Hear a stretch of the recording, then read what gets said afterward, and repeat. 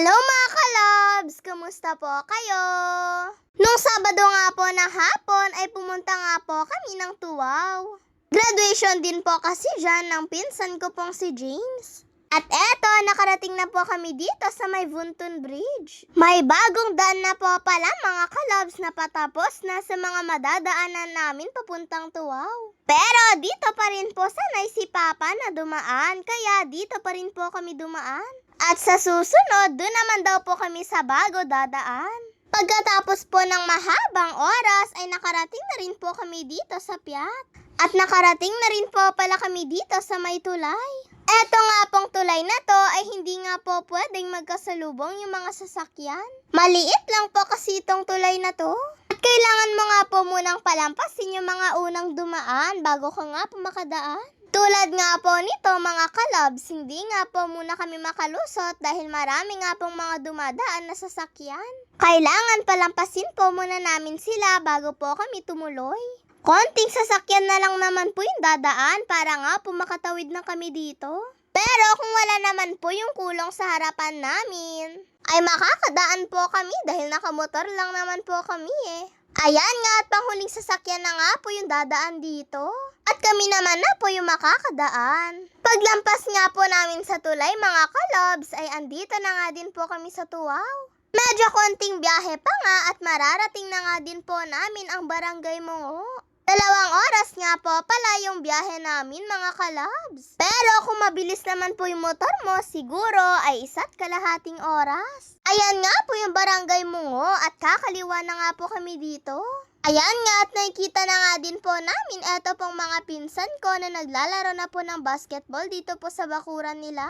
At dito na nga po yung bahay nila tita mga kalabs. At pagkahinto nga po ni Papa sa motor ay bumaba na nga din po kami kaagad. Medyo nakakahilo nga po yung biyahe dahil po sa sobrang init. Nagbaon pa nga po kami ng tubig dahil maya't maya ay inom nga po kami ng inom sa daan. Ayan nga at buhat-buhat pa nga po ni tita si Baby Tony. Kaya nga po pala yung mama ni James na pinsan ko na nag-graduate. Pagdating nga po namin dito ay tapos na rin po pala yung graduation nila.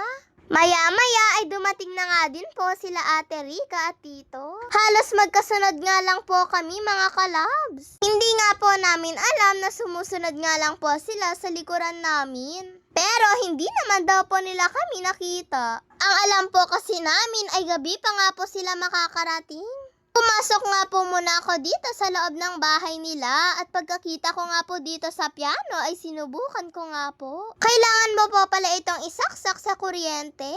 At maliit lang po pala ito mga kalabs. Alam niyo po ba mga kalabs na wish ko nga din pong magkaroon ng totoong piano? Pero sabi nga po ni Mama ay pag-iipunan na nga lang daw po muna nila ni Papa. At nung medyo nagsawa na nga po ako sa pagpapiano, ay nag-cellphone na nga lang po muna ako kasama po ng mga pinsan ko. Kulang pa nga po kami dyan mga kalabs at wala pa nga po yung iba. Habang sila nanay po pala ay kumakanta-kanta na po sila dito sa labas. Habang sila tito at tita naman po ay nagluluto na po ng makain. Pagkaluto nga ay naghanda na nga din po si tita. May bisita nga din po pala silang dumating.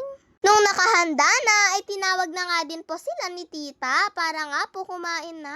Si ate nga ay inabutan niya pa nga po si Yumi ng Shanghai pero ayaw niya nga pong kunin. Wala po yatang gana si Yumi na kumain. Sila mama at tita nga po ay inagaw pa nga po yung kanta na nilagay ni nanay Para tuloy umiiyak na po si nanay pero syempre joke lang po. Sabi nga po ni mama ay uulitin niya na nga lang daw po yung kinakanta ni nanay. Nagustuhan din daw po kasi nila mama at tita yung kanta na nilagay ni nanay Pagkaabot nga po ni tita kay nanay ng mic, sabi nga po ni nanay ay tapusin niya na nga lang daw po. Kami naman po pala dito ay nagsasandok na nga din po ng pagkain namin. At eto po palang chicken curry yung inulam ko dyan. Medyo napadami pa nga po ako ng kain. Yung Shanghai nga po ay dala nga po namin yun at dito na nga lang po nila niluto. At pagkatapos po pala namin kumain ay kumuha naman po kami ng ice cream. Chocolate flavor po pala ito pong kinukuha ko. Hindi nga po namin agad to napansin mga kalabs kaya medyo malambot na nga po.